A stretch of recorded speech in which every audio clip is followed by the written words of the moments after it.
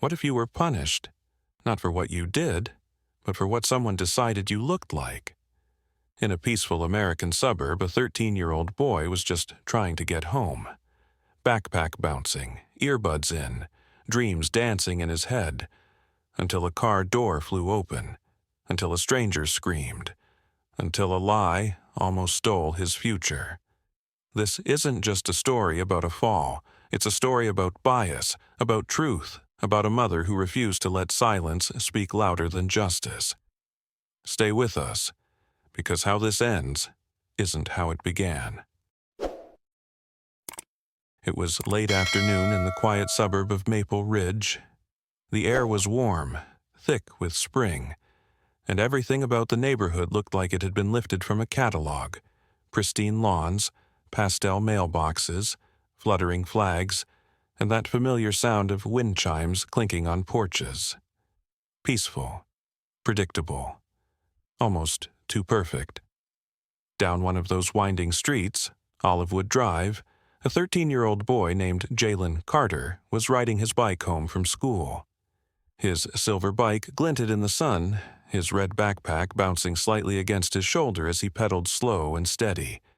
He wore a wrinkled uniform, khaki pants, a navy blue polo from Maple Ridge Middle School, and had earbuds in, playing an old Tupac track on loop. He didn't fully get the lyrics, but something about that voice, that rhythm, it made him feel grounded, stronger, like the world made a little more sense when he heard it. His face was calm, dreamy even, eyes tracing the sky instead of the pavement, following the arc of a plane disappearing into the clouds. Maybe one day he'd be up there too. Maybe as a scientist, maybe as an astronaut, or maybe just somewhere else. Somewhere he didn't always feel like he had to explain why he was even there in the first place. Because even in this shiny, smiling neighborhood, this polished pocket of middle-class America, being a young black boy came with a weight, a quiet weight, one no one talks about, but one he carried all the same. But today wasn't about that. Today, he'd nailed a science quiz. He finally cracked that impossible math problem. And best of all, his mom promised to be home early. Meatloaf, mashed potatoes, and their favorite game show. Dinner at the table, not with her laptop, not distracted, together. Just thinking about it made his legs pedal a little faster, the corners of his mouth tug upward. He turned the music up, humming along. The road ahead was empty. Just a few parked cars, a peaceful ride home. Nothing unusual, that's when he saw it. A silver SUV parked tight along the curb. No hazard lights, no movement, no big deal, right? He caught it just in the corner of his eye. Probably just someone who'd parked and gone inside. He didn't even slow down, no reason to, but then, like a trap snapping shut, the driver's side door flew open. There was no time to swerve, no time to shout. Only a flash of metal, then pain. Jalen was thrown sideways, the bike twisting out from under him. His shoulder hit the pavement hard. His knees scraped against hot asphalt. The earbuds ripped from his ears. The music cut off in an instant. The world went quiet. Just the thud of his heartbeat and the high-pitched ringing in his ears. He didn't move at first. Just lay there, shocked, stunned. The front wheel of his bike spun slowly beside him, like the aftermath of a crash in slow motion.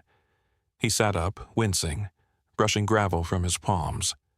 Blood was already beginning to seep from a long scrape down his forearm. His knee burned. Everything felt blurry. Then he looked up and saw her. A white woman, maybe in her 40s, stepped out of the SUV. Blonde hair, tight cream blazer, red lipstick that looked more like a warning sign than a fashion choice. She didn't ask if he was okay. She didn't look worried. Instead, she looked at him like he was a problem. And then, she started yelling. Jalen blinked.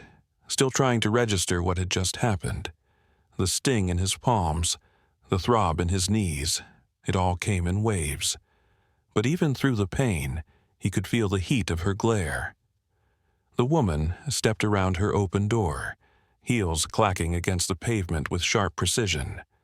Her face twisted in fury, not concern. Her mirrored sunglasses caught the sunlight, hiding her eyes, but not her tone. "Are you serious right now?" she snapped, voice sharp enough to cut.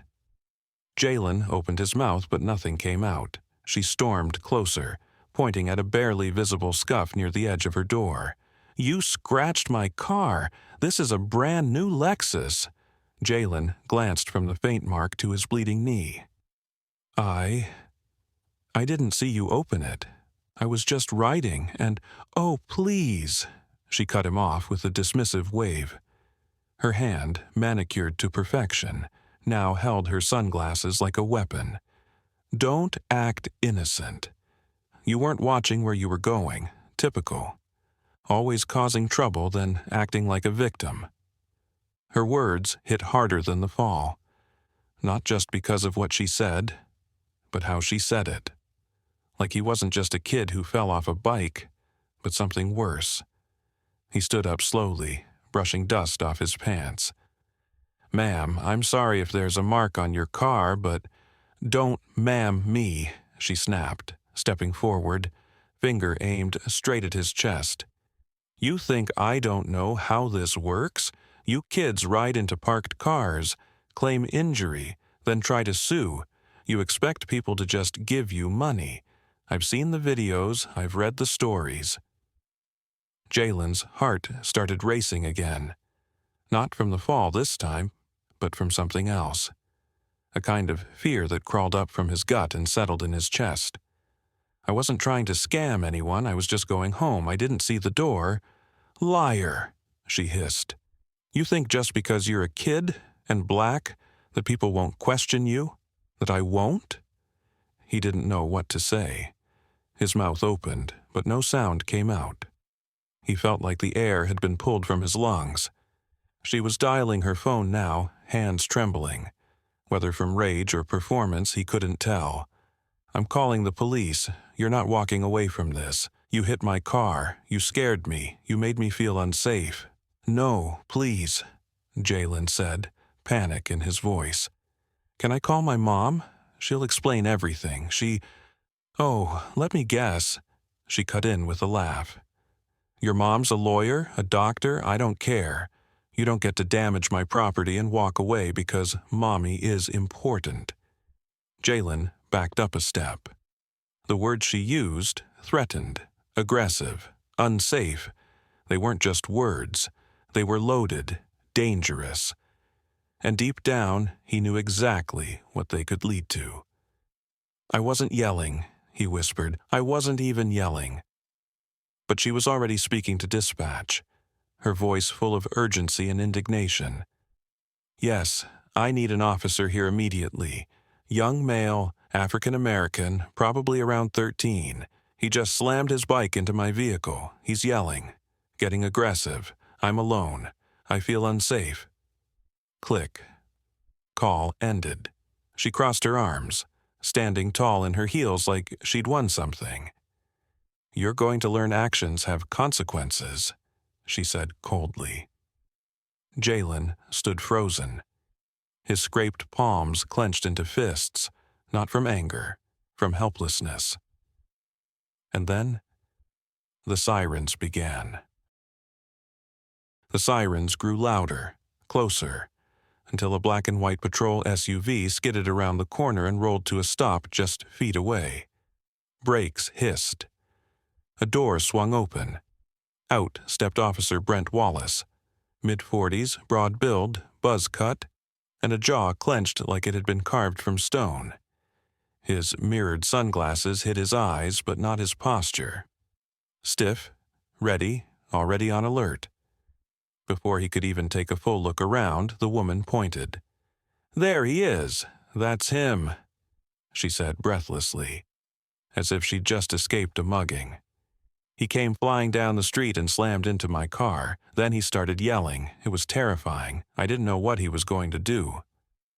Jalen tried to speak, but Wallace didn't even glance at him. He was already approaching, fast. "What's your name, son?" the officer barked. Jalen swallowed, voice shaking. Jalen Carter. Hands where I can see them."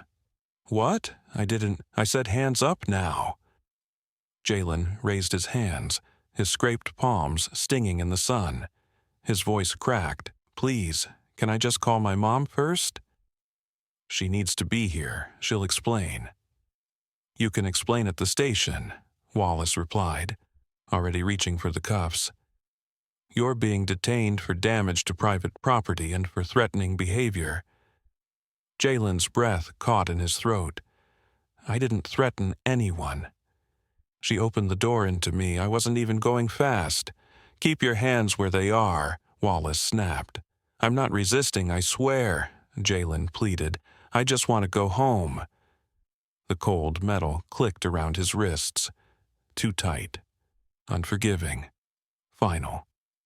Jalen's heart sank to his shoes.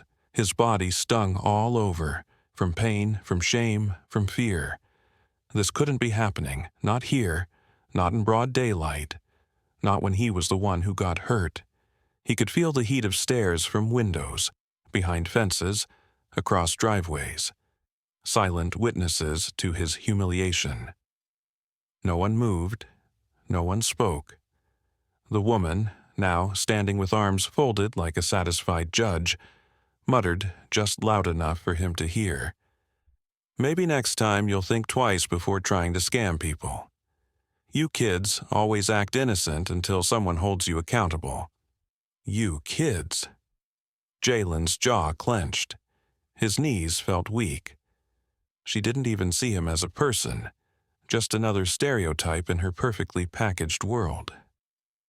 He looked up at the sky, the one he'd admired just minutes ago. But now, it felt smaller, caged, like the backseat of a police cruiser waiting to swallow him whole. "I need my mom," he whispered again. But this time, no one answered.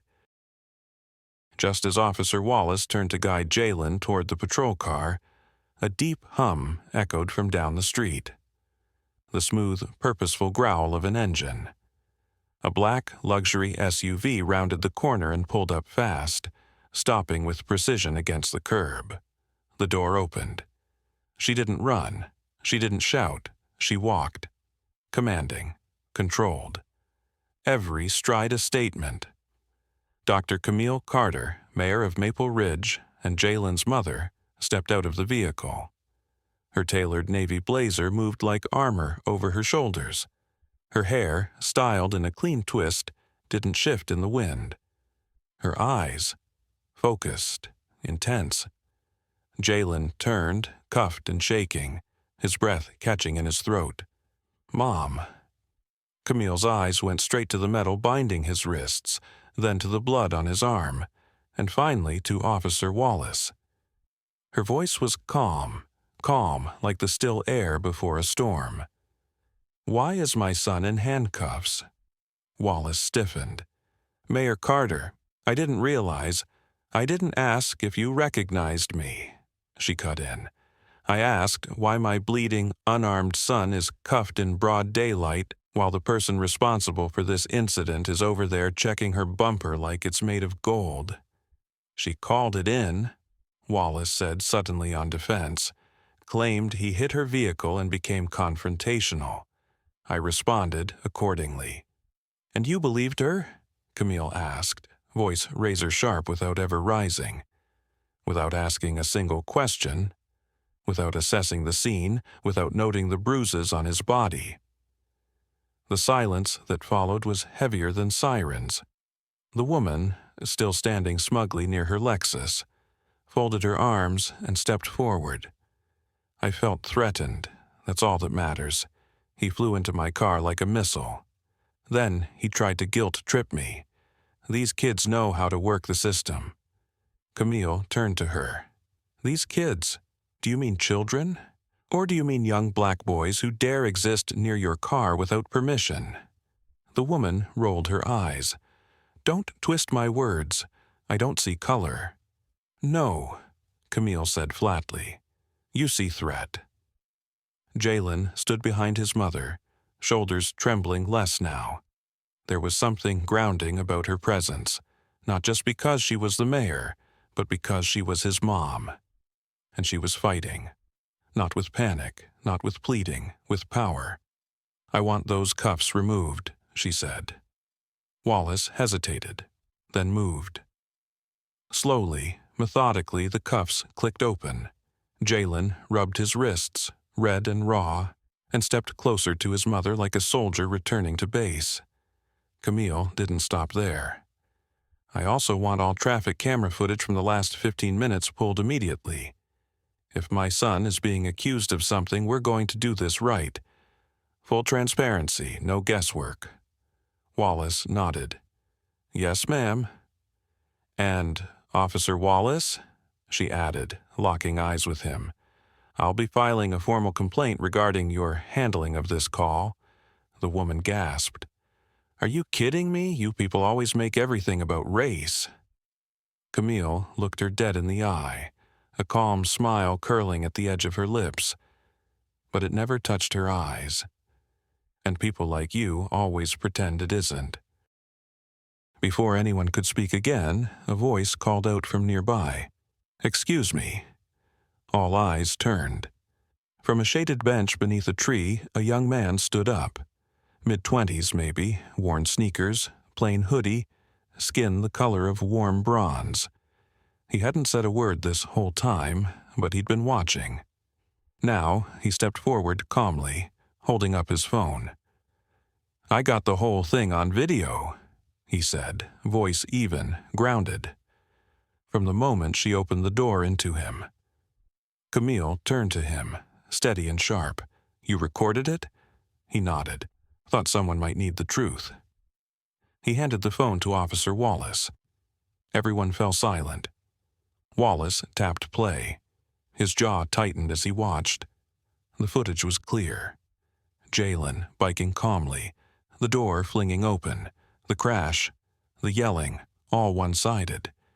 Jalen never raised his voice, never threatened, never made a scene.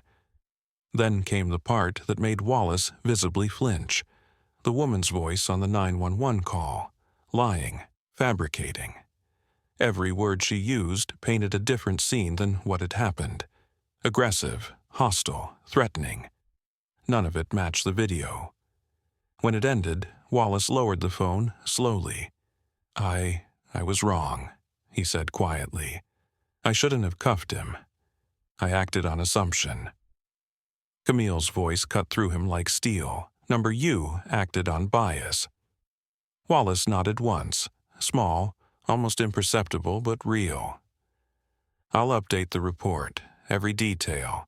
I'll also initiate a review of my actions and submit the footage to Internal Affairs." Camille gave no expression. "You'll attach a copy to the complaint I'm submitting." "Yes, ma'am." The woman near the Lexus let out a bitter laugh. "You can't be serious. He hit my car. There was damage."